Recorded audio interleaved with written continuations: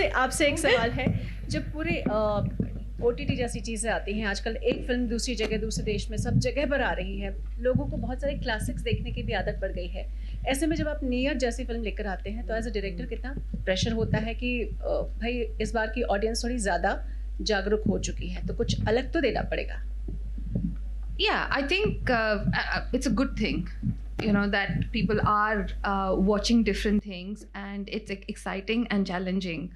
So and I've always, like, from the day we started writing, I always imagined it to be in the theaters. It's that kind of a film, you know, when you watch, there is a community viewing, and you know, people gasp at the same time, and yeah, aisi film hai, you know, it is that, you know, and usually this genre of films, it's like a puzzle, you know, that you sort of, there is a relationship with the audience, so you kind of, there are expectations, and हर कोई जब ऐसी film देखता है, everybody says हाँ मुझे पता है क्या होने वाला है, there is always that, and you have to have that relationship, but you also have to be one step ahead of them, and this is, I love this genre, मैंने मतलब हर, you know, film देखी है, so I kind of, me and my, you know, team of writers, we worked really hard in creating something different. And we are aware that, you know, there is such quality, you know, options available from across the world, and I'm proud that we are at that level.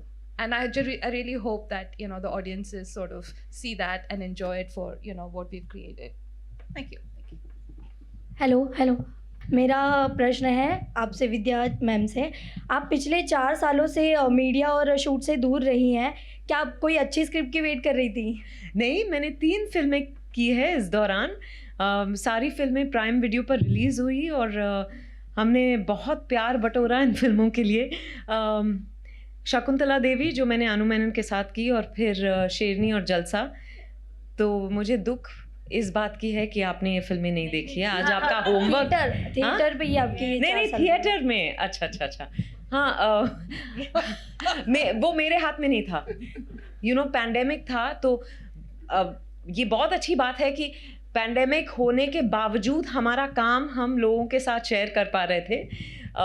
पर हाँ, अब theatre में release करने का मौका मिला, और मुझे लगता है नियत जिस तरह की फ़िल्म है ना, वो बड़े पर्दे पर देखने का मज़ा ही कुछ और होगा।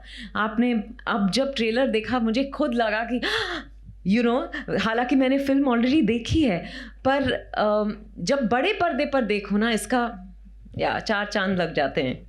आपने ग्लैमर्स और गुमराह जैसे कई किरदार किए हैं, तो आपको गुमराह कर दिया उनको। हाँ, तो आपके कौन से किरदार आपको ज़्यादा मुश्किल लगा है? कौन से फिल्में?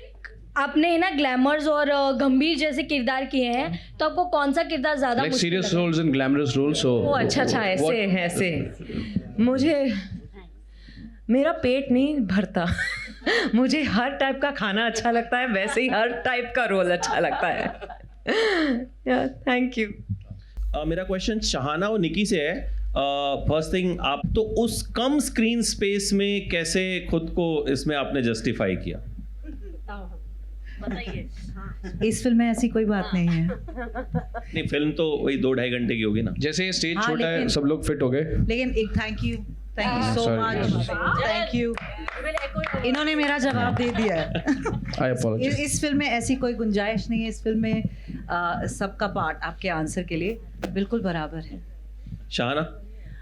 यार, ये एक्चुअली फिल्म जो है ना, it's driven by the characters. ये अनु की का डिज़ायर भी था कि हर जो कैरेक्टर है वो अजीब गरीब एक अटपटा सा कैरेक्टर है, तो हर किसी का जो रोल है वो इतना स्पेसिफिक है कि आप, ऐसा हो ही नहीं सकता है, मैं चैलेंज करती हूँ कि आप किसी को भूल जाए इन कैरेक्टर्स में से। तो हमारे लिए भी इट वाज अ वेरी, वैसे भी आई डोंट थिंक जब एक एंसेम्बल करते हैं ना, तो एक दूसरे की ज़रूरत होती है, उसमें कोई इनसिक्योरिटी की बात नहीं होती। सामने वाले का काम अच्छा होगा तभी आप हमको भी याद रखेंगे ना। एक सीन में सिर्फ आप ही अच्छे, बाकी नहीं है, तो फिर आपको क्या याद रहेगा फिल्म के बारे में? सब कैरेक्टर्स, कहानी, एक उसका जो ग्राफ है वो जब अच्छे से बनता है तभी आप भी उभर के निकलते हैं। तो हमारे लिए this entire group of people is what made us be a part of it, and there is no doubt that हम सबका जो किरदार है, हम सबका जो काम है, वो आप बाकायदा एक एक करके आप स्पेशली बात करेंगे उसके बारे में। Thank you. एक मिनट, आपने 2 गलत नाम ले लिए।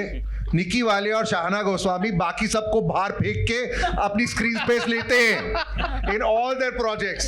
अरे ये लोग नहीं दबते यार. Even without one line they will take the screen. नहीं सर, मेरा क्वेश्चन जो था ना वो शायद वो ठीक से समझा नहीं, आंसर नहीं हुआ. बट आई से कि जब टाइम कम होता है, जाहिर है, तो कहीं ना कहीं टाइम कम नहीं है. टाइम कम नहीं टाइम बहुत कम था. मैं बहुत दुखी हूँ. ये देखिए राहुल मेरी बात समझ गए.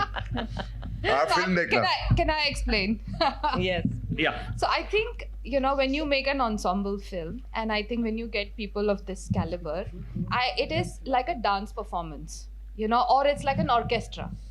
You know, so it's like all of them are, you know, when you see an orchestra, somebody is playing the violin, somebody is playing, you know, the piano, somebody is playing. So it is, you have to make that music together. मतलब हर कोई अपना instrument perfection के साथ play कर रहा है. But then they also, you need that harmony of everybody coming together. I think an ensemble film is like that. That's why you need the, you know, the people who are perfect to play that particular instrument. So that's what it is. So jab, you know, when somebody is playing a violin, they're not saying, yeah, please tu thoda chup ho jaye. Like they don't do that, na.